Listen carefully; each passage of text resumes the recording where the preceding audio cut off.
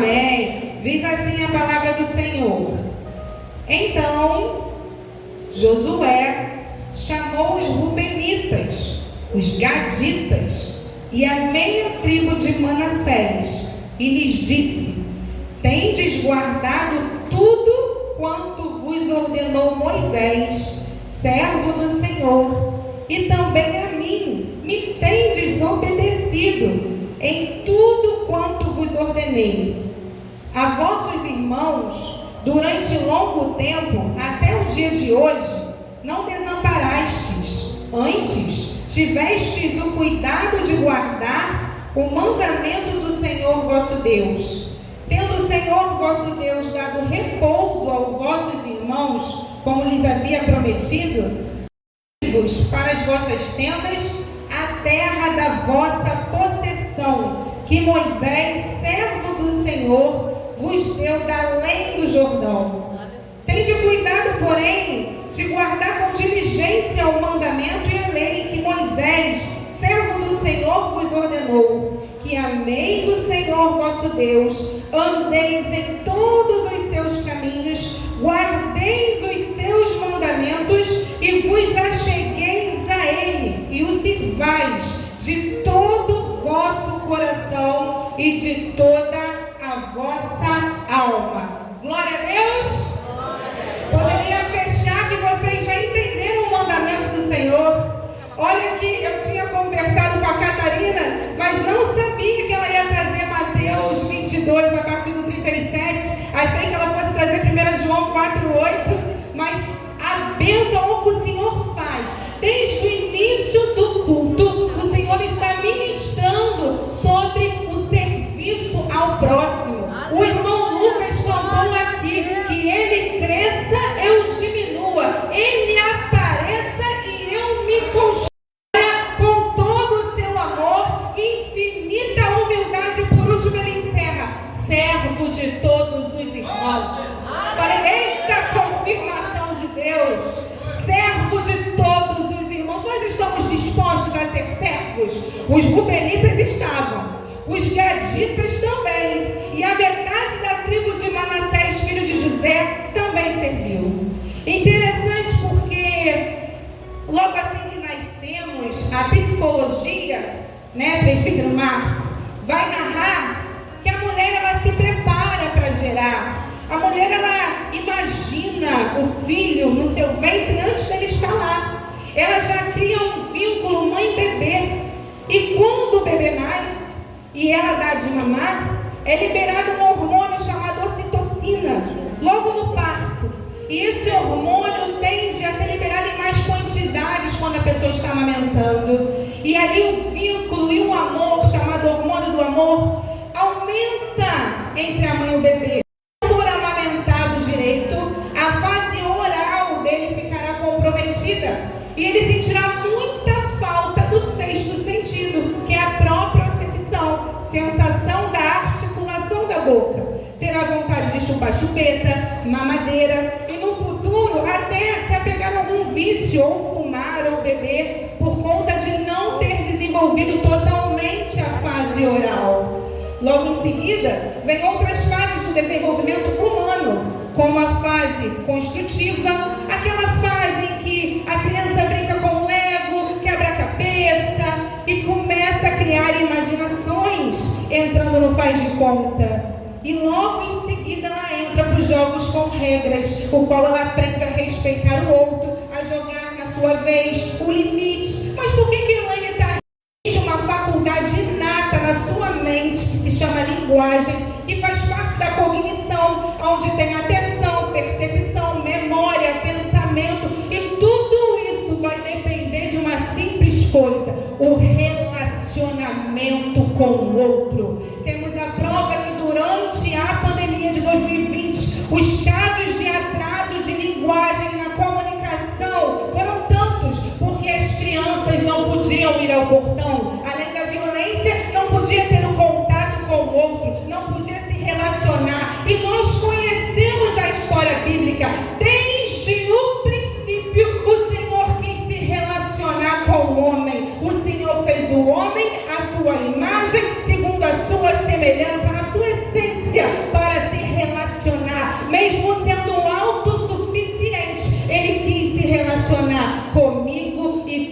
você. Eu fiz toda essa narrativa para te explicar que você precisa do irmão que está do seu lado. Você é dependente da oração do seu irmão. Você é dependente do diálogo. Você é dependente de colocar para fora aquilo que está dentro de você e está te matando. As suas frustrações, as suas depressões. O Senhor te trouxe aqui para te dizer: ei, você depende de alguém. Aleluia! Não somos autossuficientes. E quando mergulhamos na narrativa bíblica, nós vemos que o quanto é necessário nos relacionarmos. E agora nós adentramos na história especificamente da conquista da terra de Canaã. Nós vemos aqui nessa passagem que Josué já está prestes a decretar a possessão das terras de Gileade, da além do Jordão, na parte oriental, àquele povo, a Manassés, aos Rubenitas, que é a tribo de Ruben, e também aos Gaditas. Todos esses que eu estou falando são filhos de Jacó. Manassés é de José. Mas por que, Elaine? Eu não vou abrir, mas se voltarmos no livro de Números, capítulo 32, versículo 14 em diante, nós vamos ver que essa tribo em específica, ela estava muito comprometida com a guerra. Nós vamos ver que eles vão declarar: nós nos armaremos, nós passaremos à frente do povo israelita, nós lutaremos por ele, nós só vamos deixar no acampamento, Catarina, as crianças, as esposas assentadas em Gileade, porque eles já tinham conquistado o reino de Og, de Seom, o reino lá dos amorreus. Eles já tinham conquistado aquelas terras e eles queriam aquelas terras por herança, ao ponto deles comentarem com Moisés. E Moisés vira para eles e fala assim: ah, vocês lembram daqueles espias? Vocês lembram de quando eles subiram e olharam a terra? Vocês se lembram da notícia que eles trouxeram? E a ira do Senhor se acendeu, ao ponto de que somente Josué, filho de Nun, e o Caleb, que entraram na terra prometida, porque eles ficaram 40 anos perambulando para que aquela geração fosse toda exterminada, pela falta de fé, por não querer ir aonde Deus tinha mandado ir. E agora aquele povo queria ficar estacionado lá. E quando Moisés lembra a ele, a primeira coisa que eles falam: não, nós nos armaremos, nós nos colocaremos na linha de frente, pastora Marisa. E sabe o que significa a linha de frente? É o mesmo lugar que Urias ficou, o esposo da Batseba, quando Davi ordenou. É aquele que recebe a frente de batalha, é aquele que recebe os perigos mais distantes. E eles falaram: nós vamos nos armar, nós só nos assentaremos quando todos os povos israelitas tiverem conquistado as suas terras. E eu quero chamar a atenção para você no seguinte: eles poderiam ter ficado lá, eles poderiam ter se assentado com suas esposas e filhos, mas eles preferiram guerrear, sendo que eles não iam herdar a herança que as outras tribos herdariam. Eles não teriam a possessão dessa herança, porque já tinha sido dividido. Eu quero te dizer: você está disposto a servir o seu irmão, mesmo que você não tenha nada em troca, mesmo que o que está para vir não vai ser para você, mas vai ser para o seu irmão, mesmo que seja para ele vencer, para ele crescer, para ele receber. Você está disposto a ficar na linha de frente, guerreando, orando, batalhando, jejuando? Porque enquanto você faz isso, Gileade se aproxima de você. Há um bálsamo que sai da terra de Gileade, e o Senhor está te lembrando: ei, enquanto você guerreia pelo teu irmão, o mundo espiritual guerreia a teu favor. Oh, glória a Deus! A terra não era a parte oriental, era da além do Jordão. Não era para eles repousarem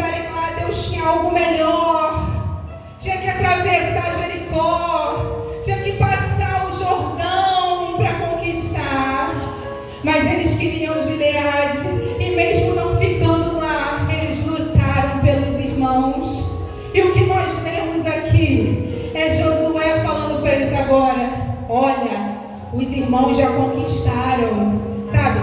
Judá, Levi, Simeão, está todo mundo assentado já. Agora vocês já podem voltar para suas terras, já podem voltar para suas casas. E aquela sensação de dever cumprido, de ver que seu irmão venceu. Sabe, é isso que está faltando no nosso meio. A sensação de felicidade de ver o nosso irmão vencendo. Ai, o Senhor falou tanto ao meu coração nessa passagem. A igreja anda doente. E o câncer que está hoje dentro da igreja é o câncer da divisão. Mas o Senhor está aqui hoje, nessa noite, para sarar esse câncer. Em nome de Jesus. Aleluia. E não para por aí. Eu trouxe mais alguns exemplos, porque a pregação hoje, José Luiz, é temática. O outro exemplo que eu trago, capítulo 2, você não precisa abrir, versículo 13 e 14. Uma mulher chamada Raabe, cujo nome vai significar ampla, amplitude. Uma mulher que na visão humana não tinha nada a perder, porém morava e habitava na cidade de Jericó. Sua casa ficava em cima do muro, literalmente. E ela era prostituta. Mas quando os espias foram àquele lugar, ela foi, e chegamos nesse versículo que eu falei, 14. Ela faz com que eles sejam escondidos, irmão Rafael, obreiro Rafael. Ela leva eles, em algumas versões, para o eirado, em outras versões no terraço, em versões lá atualizadas no King James, para o telhado. Ela coloca os dois, irmão Bira, no telhado. Ela coloca galhos de linho por cima deles. Agora eu te pergunto, por que essa mulher fez? Para narrar, pastor Leonardo, o seguinte: existe um temor. O mesmo temor que fez os rubenitas, os gaditas irem, pastor Adriana, ajudar aquelas outras tribos. Nós ouvimos que o Deus de vocês, o Deus de vocês, ele exterminou os reinos de Seom, dos amorreus. O Deus de vocês também exterminou o reino de Og. O Deus de vocês secou o mar para vocês escaparem dos egípcios. E certamente o Deus de vocês exterminará Jericó. Mas quando o Deus de vocês chegar em Jericó, lembre-se. E aí é a questão, Girlane. Ela não falou lembre-se de mim. Ela falou lembre-se da casa do meu pai. Lembre-se do meu pai. Vocês fazem esse pacto comigo para que a minha família seja salva. E o Deus dos hebreus salve a minha casa. Aleluia. Você tem orado pela sua casa? Você tem orado pelo seu pai que bebe, pela sua mãe que fuma, pelo seu irmão que às vezes até fala palavras ruins a seu respeito? Você tem orado? Aquela mulher certamente era desdenhada pelo pai. Prostituta naquela época, em cima do muro, já nos dá várias aplicações espiritualmente falando. Mas ela não ficou em cima do muro quando se tratou de fazer um acordo com aqueles homens. E colocou uma corda de fio escarlate pendurada sobre a sua janela. E ainda aconselhou: olha, depois que eles forem, vocês vão na direção dos montes e das colinas. Fiquem por lá por 3 dias. Depois vocês. E no capítulo 6 de Josué nós vamos ver que esses homens voltam e salvam toda uma família. E eu quero dizer para você que a fé dessa mulher está registrada em Hebreus capítulo 11, versículo 31. Heroína da fé chamada Raabe, que salvou toda a sua família. E ela também está registrada nos evangelhos, em Mateus capítulo 1, versículo Salmão e gera Boaz, sendo bisavó do rei Davi.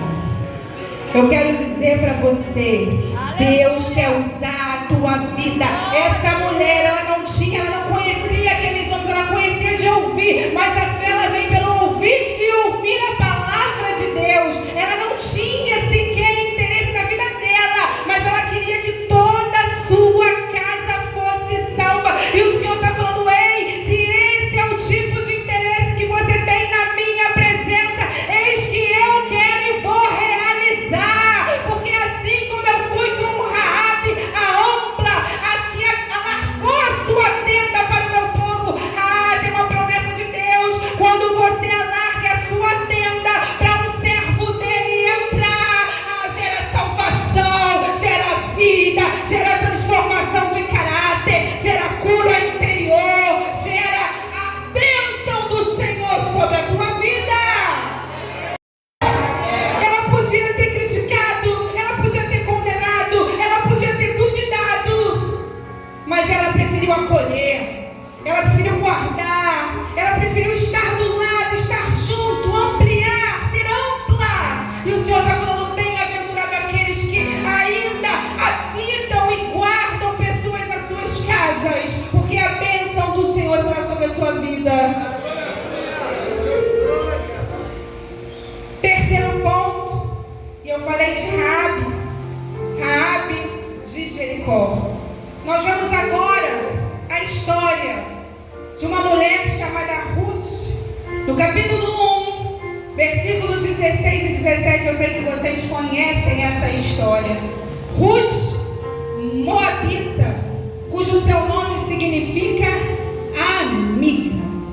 No versículo 16, ela vira para sua sogra e diz: não me inste que eu não vá contigo, não tente me convencer para que eu não vá com você, porque aonde você for, irei eu, aonde você pousar, pousarei eu, o seu povo será o meu povo, o seu Deus será o meu Deus, aonde você morrer, morrerei eu, e ali serei sepultada, e se não há outro alguém além de Deus a me separar de ti. Sabe o que ela está falando? Sabe o que significa sepultamento na época?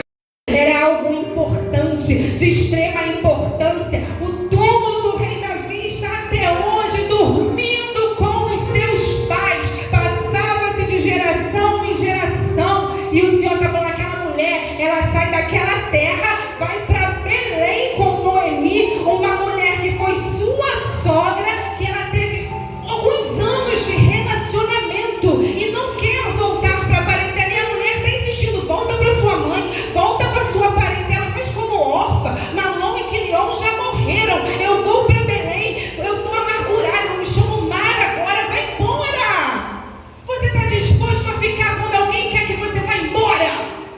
Você está disposto a insistir por aquela vida quando alguém não quer te ver mais? Você está disposto a orar por ela, a jejuar por ela, mesmo sabendo que ela não tem pão para te dar, ela não tem nada em troca para te dar, ela vai tentar algo na vida e ela está ali: não me enche, não me enche, porque aonde tu for, irei eu, aonde tu pousar, pousarei eu, o teu povo é o meu povo, o teu Deus, o meu Deus será, e aonde tu for sepultada. Ei, essa mulher que estava condenada a ser moabita, uma raça que veio de Ló, que gerou filhos com as suas próprias filhas, uma raça maldita, amaldiçoada perante o Senhor. Mas ela agora se torna bendita pela sua atitude, e ela agora vai servir ao Deus de Israel. Logo em seguida, conhece Boaz, que é filho de quem? De Raabe. Se casa com Boaz e gera Obed, que é avô do próprio Davi, sendo Raabe bisavó e Ruth avó do maior rei abaixo de Cristo que Israel conheceu. Eu quero dizer a chance para a tua vida. Há uma história nova que o Senhor quer escrever. E eu quero te chamar a atenção, porque ela quis servir aquela mulher. Ela quis servir Noemi sem nada em troca, sem ter para onde ir. mas ela quis ir mesmo assim. E ela também vai estar em Mateus 1, versículo 5, porque de Boaz gera Obed, avô do rei Davi. Aleluia. Sabe, o Senhor, Ele tem uma coisa muito especial com nós mulheres, e também tem uma coisa muito especial com os estrangeiros, com aqueles que não nasceram em Israel, mas que foram enxertados na videira através do próprio Deus, da própria fé. Sabe, mulher, há lugar para você no reino de Deus, há lugar para você trabalhar para o Senhor, há lugar para você servir, há lugar para você adorar, há lugar para você ministrar, há lugar para você abençoar, há lugar para você curar. Ei, não há disputa de lugar no reino de Deus. No reino de Deus há lugar para gregos, há lugar para romanos, para judeus, para ímpios, para cristãos. O Senhor está falando, há lugar para você. Aleluia! Você está disposto a servir? Aleluia! Ela estava disposta a servir Noemi e Raabe aos 2 espias, mesmo sem saber o que aconteceria. Quero trazer mais um exemplo. No livro de Esther, capítulo 4, versículo 14 ao 16. Uma mulher judia, cujo seu nome significa estrela. E se formos ver no original, a Hadass vai significar murta ou planta nova. Essa mulher tinha tudo para querer voltar para Jerusalém. Eu imagino ela em Suzã, numa província da Pérsia, querendo e desejando e ansiando a cidade de Jerusalém, poder voltar como Esdras para casa onde ela foi criada por Mardoqueu, anos numa terra estrangeira, numa terra longínqua. E agora essa mulher se torna amada de um rei, Artaxerxes, chamado Assuero. E essa mulher está num palácio, mas descobre-se um inimigo chamado Amã, um inimigo que veio de uma geração de desobediência. Quando Saul teve que matar todos os estrangeiros agagitas que Deus mandou, ele deixa um, e esse que foge grávida vai gerar a descendência de Ramã. E Ramã odiava, ele era agagita, ele odiava os hebreus. E ele agora descobre uma forma de atacá-los e matá-los. Então Mardoqueu descobre o seu plano e manda ter com Esther. E agora ele fala para você: não pense você, rainha Esther, que por estar dentro do palácio, livramento se levantará para a sua vida. Porque se te calar, de tudo você ficar calado e não se pronunciar, de outra forma se levantará livramento para os israelitas, e a tua parentela perecerá. Então o que acontece? Esther chama Lana, todas as suas amigas, servas, concubinas, Catarina, e fala: vamos fazer um jejum. 3 dias. Pastor, um mistério com 3 dias. 3 dias escondido no monte, 3 dias jejuando, apontando para Jesus. 3 dias para vencer a morte comigo, com você. Aleluia!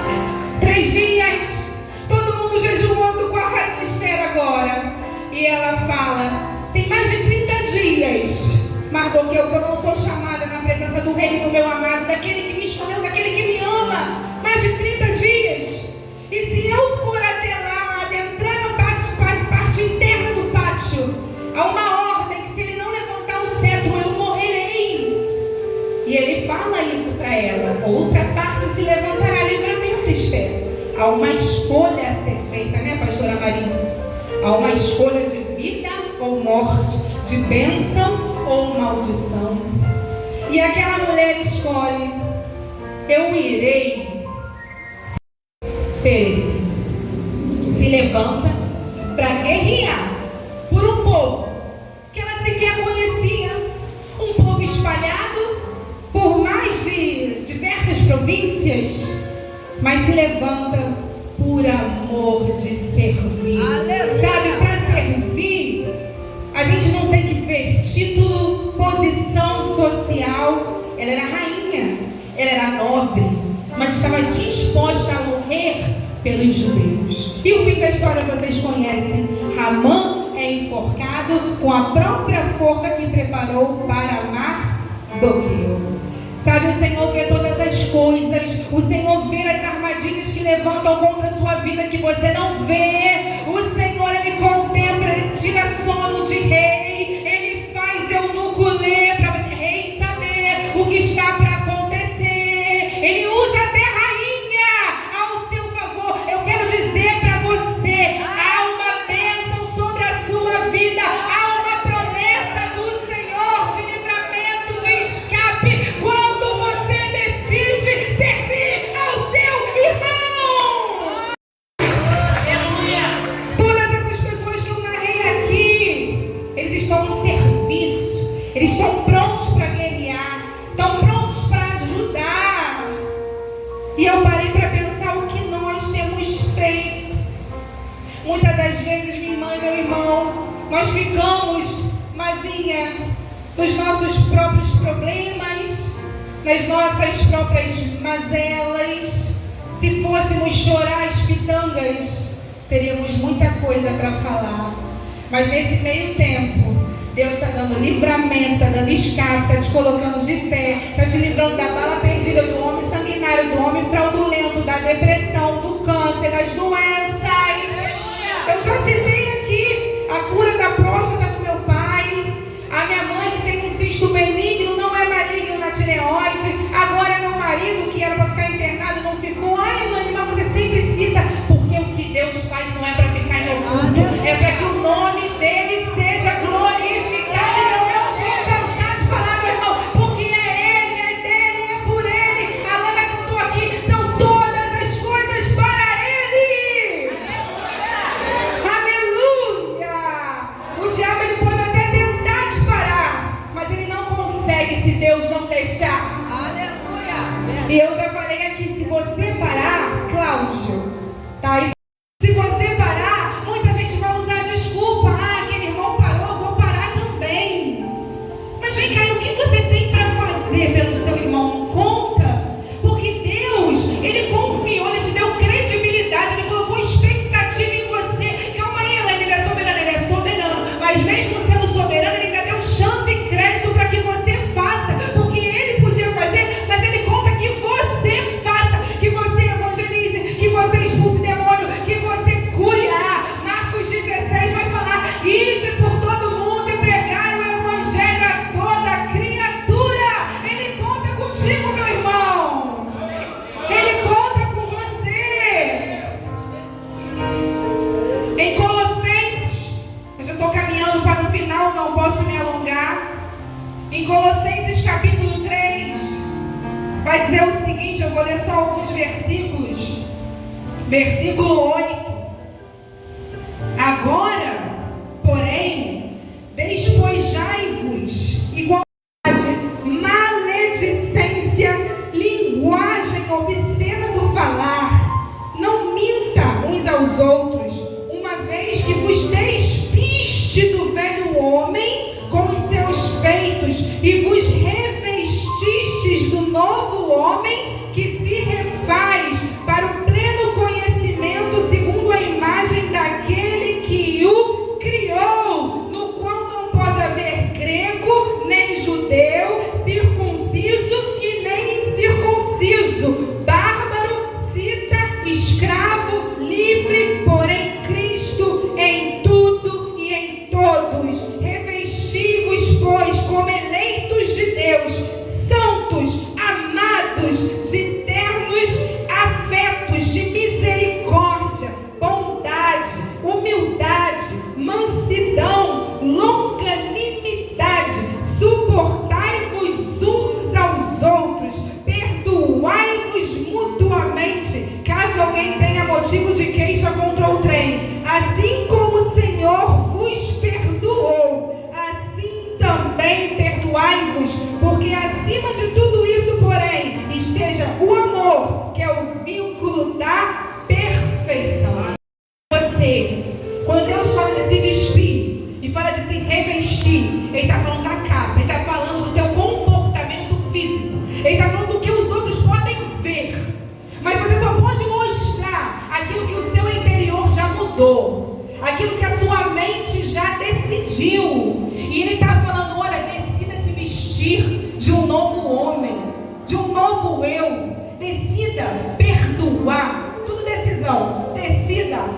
Amar não é mais para grego, judeu, cita, bárbaro. É Cristo em comum em tudo e em todos. Meu irmão, se você não decide perdoar, se você não decide amar, se você não decide se revestir, você nunca teve em Cristo.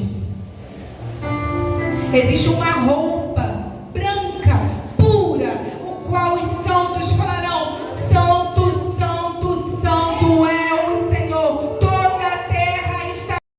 E essa roupa é lavada no sangue do Cordeiro, que é tudo em todos. E ele está falando: revestivos enquanto é tempo, sabe? Suportai-vos. Caminhe junto, porque no céu você vai ter que estar junto, meu irmão. Suportai-vos uns aos outros em amor. É difícil, às vezes, você se assentar, pastor Walter, do lado de alguém que te desejou mal, do lado de alguém que te furtou, do lado de alguém que no meio da família fez algo que você não gostou. É difícil. Mas quando chega para te dar um abraço, seja sincero, suporte em amor, porque grande será a sua recompensa. Raabe podia falar assim: não leva meu pai não. Meu pai me chama de prostituta todos os dias. Meu pai me bate, né, pastor? Meu pai acabou com a minha vida. Não leva ele não, deixa ele aí da casa de meu pai. Leve meus irmãos também, leve todos os que me ofenderam, leve todos os que me chamaram de prostituta, leve, porque eu quero que eles sejam salvos. E a pergunta para a igreja é: onde está esse amor? Que não depende do nosso benefício próprio. Em Lucas 18 vai dizer: será que quando eu voltar eu encontrarei fé na terra? Em Mateus 24 vai dizer: e por se multiplicar a iniquidade, o amor de muitos se esfriaria. Eu não quero não. Esse dali, não vai com a minha cara. Esse daí me xinga, me fala lá, não quero. Raabe não pensou assim. Ruth não pensou assim. Esther não pensou assim.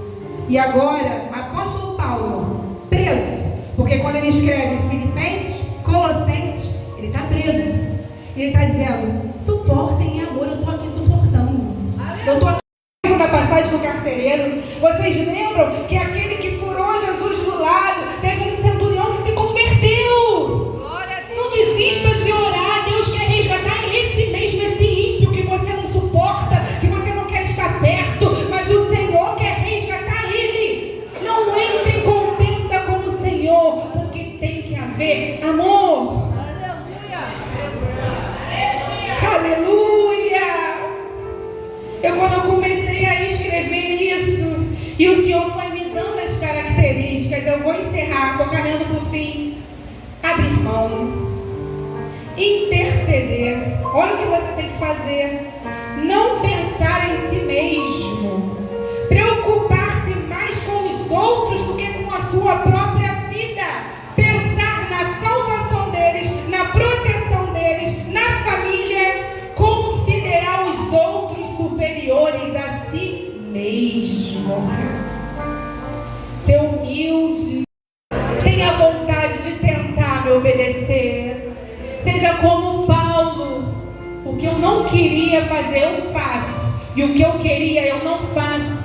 Seja como o publicano de Lucas 18: eu não consigo nem erguer os meus olhos para os céus. Enquanto o outro dizia que jejuava, que fazia, acontecia, ele nem conseguia levantar a voz. Mas saiu dali justificado, porque a justificação de Deus não depende dos seus atos, das suas obras, do seu bem fazer, mas depende da sua humildade, da sua renúncia, do seu desejo de continuar, do seu desejo de obedecer, do seu desejo de tentar ir avante, de não querer parar, de querer lutar como os rubenitas. Lute, ainda que a vitória naquele momento não seja para você. Queira obedecer. E hoje está sendo ministrado sobre cura de câncer. Eu citei várias mulheres e pessoas de Deus lutando contra a cura desse mal que há nesse século, nesse mundo tenebroso. E agora eu encerro Em Filipenses capítulo 2, não precisa abrir do versículo 7 em diante, depois vocês leem, porque não vai dar tempo. E ele se despiu, se esvaziou, dependendo da versão, da sua glória. Sendo como Deus, não se usurpou ser igual a Deus, mas se despiu de sua glória e veio habitar entre nós. E eu aprendi com o nosso pastor que quando fala de se despiu, ele se despiu dos atributos. A onipresença, por exemplo. Ele agora é humano, está entre nós. Ele deixou o Fábio, o céu, para habitar na terra. Ele deixou o Daniel, a presença dos santos e separados e dos anjos e do Santíssimo, que é Deus, para habitar com pecadores. Ele deixou um trono de glória e uma coroa de justiça por uma cruz aonde quem morria no Gólgota era chamado de maldito e uma coroa de espinhos fincada em sua cabeça. E detalhe, o diabo o tempo todo falando para ele: desiste, eles não merecem o teu amor. Ele ficou até o fim, por mim e por você. Aleluia! Ele já é Deus, ele já é Deus, mas ele não se usurpa, ele deixa de querer estar no papel de Deus para se fazer papel de servo. Será que eu e você trocaríamos de papel para resgatar aquele que não merece? Digo com todas as letras, é muito difícil. A maioria faria talvez por um filho, talvez. E o Senhor está chamando nós nessa noite. Voltamos ao primeiro amor. Voltamos a saber o que é servir. Vamos estar dispostos a servir uns aos outros, assim como Cristo, assim como Paulo serviu a igreja. Esses dias o pastor Leonardo colocou uma coisa que me chamou muita atenção. Nós temos uma ferramenta muito importante que o apóstolo Paulo não tinha. Usamos a internet para isso. Ele escrevia cartas de uma prisão sombria e fria.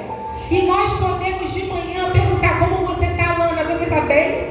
Marcinha, eu não te vi. Você está legal? Fábio, me perdoa, meu irmão, mas eu sinto a tua falta. Você faz falta aqui. A tua família é importante. Você faz falta. Será que nós somos capazes de fazer isso?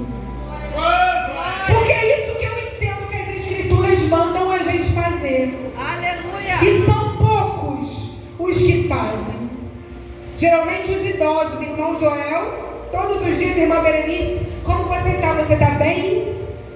Algumas pessoas, quando esse menino aqui ficou doente, nossa, várias ligações, várias pessoas preocupadas, pessoas que eu nem esperava, como a Camila, por exemplo.